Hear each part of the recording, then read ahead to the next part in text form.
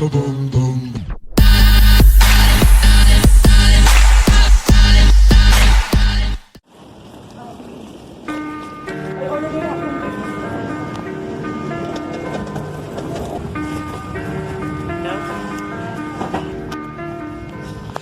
think I'm in love, but I've been feeling otherwise. These flutters in my stomach aren't butterflies, but cutting knives and not the butter kind. And if you listen close when she begins to speak, you'll hear a couple hundred sighs in the collective shut of eyes. Letters linger on her lips like lullabies. I think I've drowned a couple times inside her opal-colored eyes. She could do something as simple as sit down with the grace of Olympic dives. A perfect 10 photo shutter finish on her cocoa butter thighs.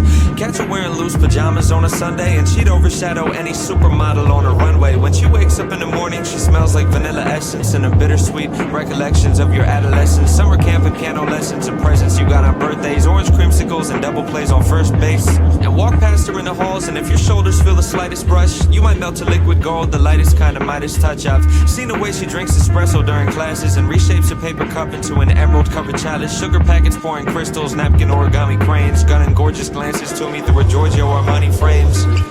She's nearly perfect in almost every way.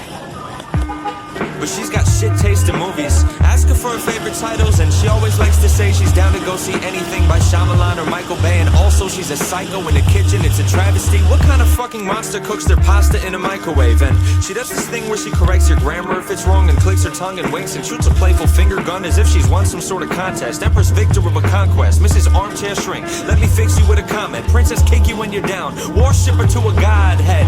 It seldom happens that she listens to my voice and doesn't chime in quick with unsolicited advice. An unapologetic tyrant, a passive-aggressive rivalry. Ask her a question and catch a handful of sass and irony. And trust me, really, she is just the worst of board games. Debates about the rules like legislators at a court case. Tampers with the scales of justice, wielding pencils as her gavel. Once I even caught her cheating while she kept the score in Scrabble. She's a fucking wreck at checkers, plays Monopoly sloppily, always bringing up disputes and games of Trivia Pursuit. Sucks at Battleship and Risk, she fights better hand to hand. And don't even get me started about how trash she is in Candyland. Like you can't be bad at that game, yet you lose all the time. It doesn't make any sense. But I'm no Adonis either.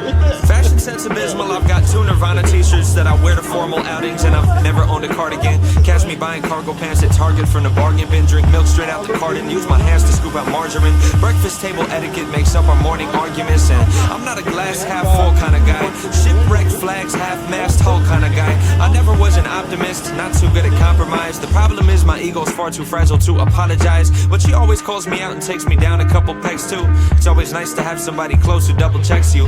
And honestly, we wouldn't be ourselves if we were different. Yeah, she's clumsy and I'm stupid, those are things that we can live with. Being perfect's unrealistic. Either way, I like our flaws. The way I crack my knuckles off and the obnoxious way she yawns. The way I stutter when I flirt cause I'm not very good with courtship. The way she's gotta pee the first 10 minutes of a road trip. How when she cuts her pancakes it's in slices, not in squares. The way my daily coffee intake is a crisis, I'm aware. The way I talk in crowded theaters. The way she parks in parallel. The way she...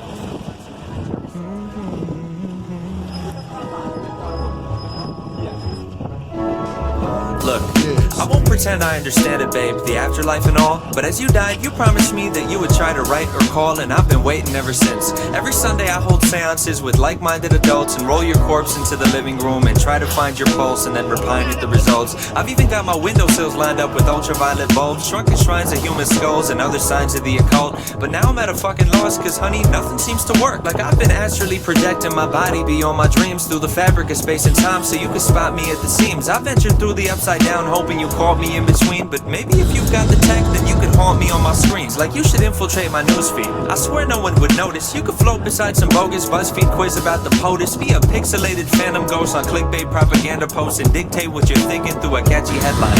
Like one weird reason why it's great to be ethereal, or 20 signs you're dead now and your soul is immaterial. Or if it's late at night then you can swoop in from the shadow realm and talk to me through pop-up ads that show up over adult films on anything you're into. We can start with MILF or facial. You can beam your interspatial spirit into interracial. If you're feeling sort of formal, we can pizza date on Skype, and I could call the corner over and we could share the corner slice.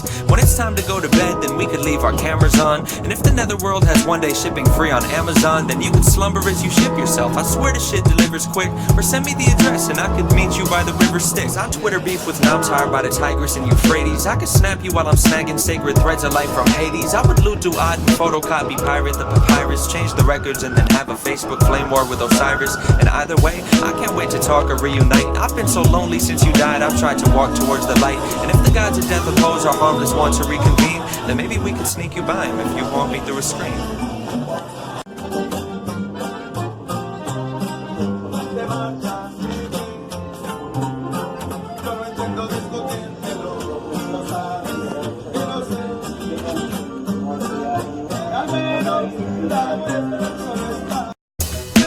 It's been far too long that you and I have been alone.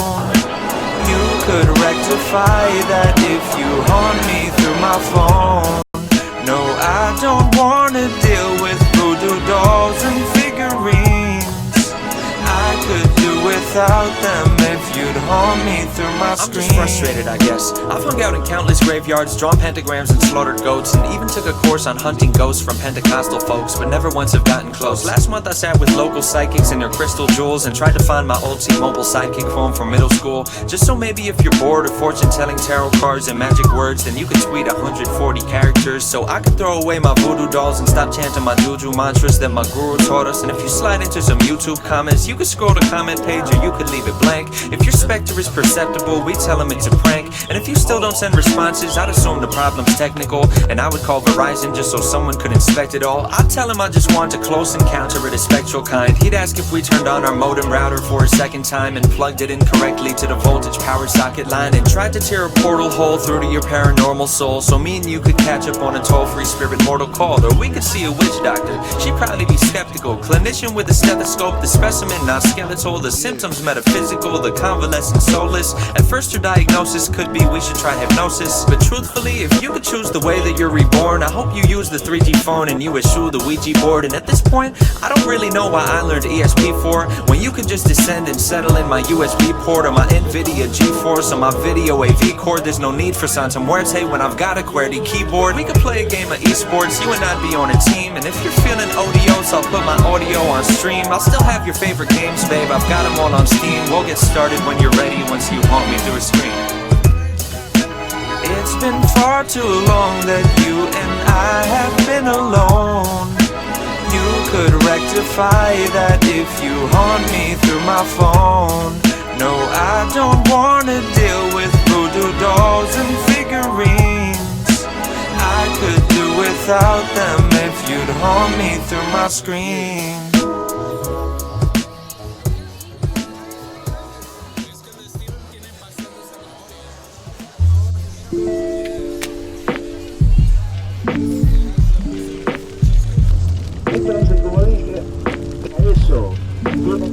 Yeah, I like to think I'm well equipped as any other average guy, but I just can't discover love and I don't even set my standards high. On top of that, I'm camera shy. Maybe I should opt out of the dating pool and be an undercover Tinder samurai, cause I would rather type online than whisper in a dingy bar, and swiping left and right could be my new Bushido ninja star. I'm well versed in virtual lovemaking ninjutsu. On every profile pic I post, I'm posing with my shih tzu or flexing with my shirt off, cause I heard that gets you hits too, especially OkCupid. I'm like arrows of the cherubs be. I pierce hearts of women with my cursor and my arrow keys, and disregard my Roman roots and choose a font that's serif free. Trust me, I'm a Tinder bio brainiac. The way I kindle fire with matches, I'm a pyromaniac. On Christian Mingle, I'm a Casanova. If y'all don't think so, y'all can ask Jehovah. Check your inbox, he might send an answer over. I wish I had the muscles of a granite sculpture. I would log on Ashley Madison and bang adulterers. I'm so lonely, I've considered farmers only just for someone's arms to hold me. Also, I'm really big on agriculture. But if I had that body of a Grecian god, I would trawl on POF.com and use it as a fishing rod and hope I don't get catfish.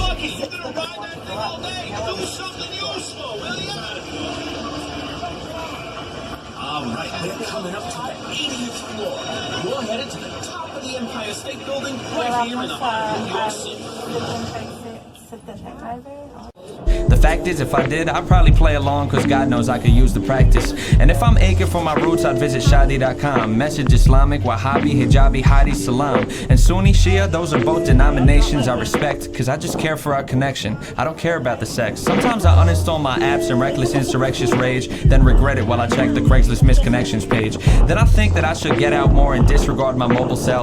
Get to know the local teller at my Barnes & Noble well, and check out what she's reading while she's charging up my total sale. And ask her if she likes the novel. And once she answers, ask her if she wants to grab some coffee or some ice cream waffles. She'd probably say that's awesome. I'd ask her when she's off of work. She might answer midnight. I'd tell her that sounds awful, what a bummer. And from somewhere I might muster up the nerve to get her number. And I would ask her what her digits are. And if I play it right, then I can disregard my ninja stars. Say sayonara to katanas and my other weapons too. And try committing by committing online dating seppuku.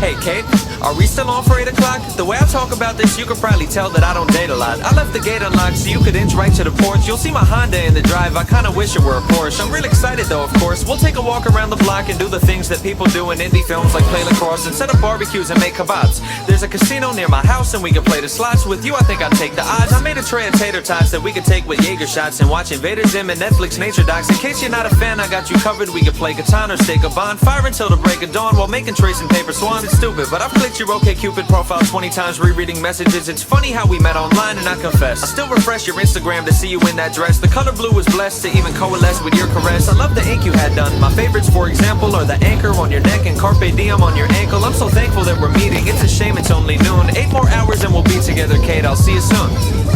Let's talk it over. Let's talk it over one more time. Let's talk it over. Let's talk it over one more time. Let's talk it over. Let's talk it over one more time. Let's talk it over. Let's talk it over.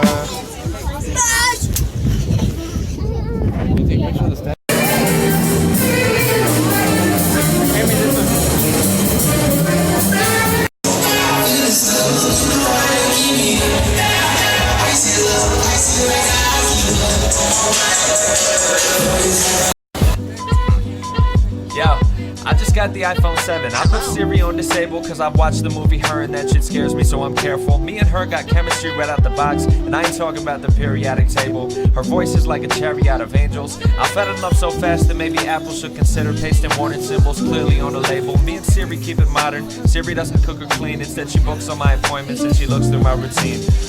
Me and Siri's got an intimate connection. That is, at least when Siri's got an internet connection. Sorry. My friends are Shoes there.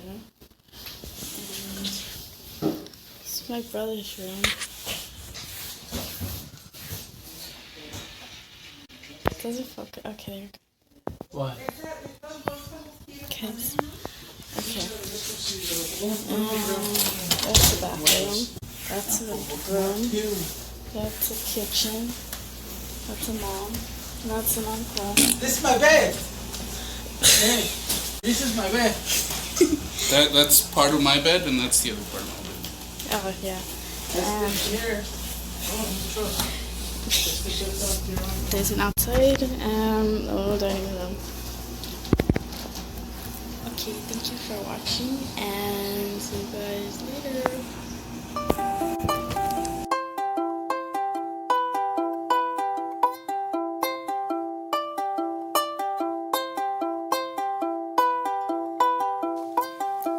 If I could turn back time, maybe I could make you mine.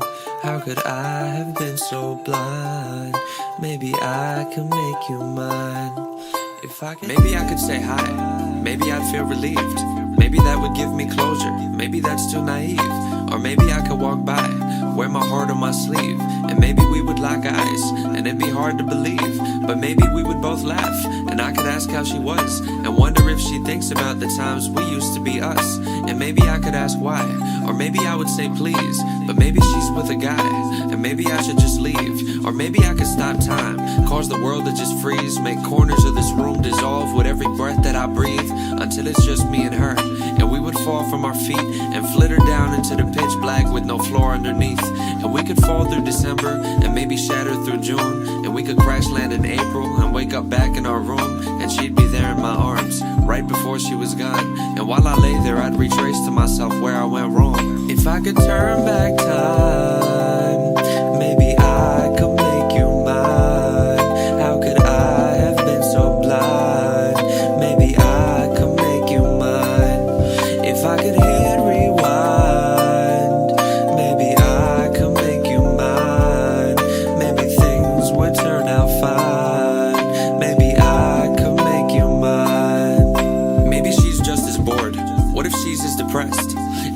drink more. Maybe I should think less. How did things end so badly? How did things even end? I don't remember exactly, don't ask me. On our way back from Atlanta, we were holed up in a taxi. She was asleep in the backseat, I was just drinking a smoothie. Jamba Juice, mango and flaxseed. She woke up groggy and tapped me, headphones in bumping to max speed. Looked at her, paused it on track 3. She sighed and looked at me angry. I asked her what, and she snapped back, nothing, it's fine. I said, no, what's on your mind? She snapped back, nothing, it's fine. I said, well, fuck it, I'm trying. She sniffled, fuck you, while crying. Still have no fucking idea the what or the who or the why, but we just stopped talking, and that was the end. No text or call or coffee, no let's just be friends. We sat there silently through North Carolina and West Virginia, and hours passed and the anxious quiet continued till I fell asleep and woke up to the driver alone. He told me he drove past her neighborhood and dropped her off home, and that was it. And now we're here, 24 feet from each other. It feels like